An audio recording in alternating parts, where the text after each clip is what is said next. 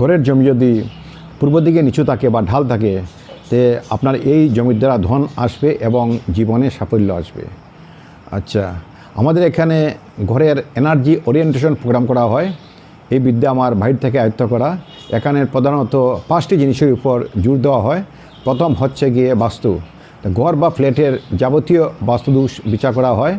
দ্বিতীয় হচ্ছে high energy point, ঘর বা ফ্ল্যাটের প্রতি রুমের হাই এনার্জি পয়েন্ট বের করা হয় এবং এই হাই এনার্জি পয়েন্টে যদি কোনো বাচ্চারা পড়াশোনা করে বা আপনি যদি কোনো ধরনের কাজ করেন তো অবশ্যই শুভফল পাবেন।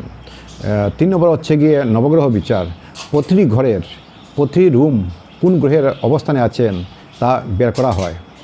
4 নম্বর হচ্ছে গিয়ে আয়াঙ্ক এবং ব্যয়াঙ্ক, আপনার সম্পূর্ণ ঘরটি আয় বা বেশি না ব্যয় বা বেশি, অর্থাৎ এই ঘর দ্বারা টাকা পয়সা আয় হবে না টাকা পয়সা নাশ হবে সেটিকেও বিচার করা হয়।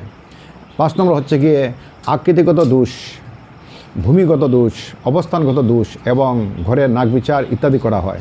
ডাক্তারি ভাষায় বলতে গেলে এটাকে বলা হয় ঘরের এমআরআই করা।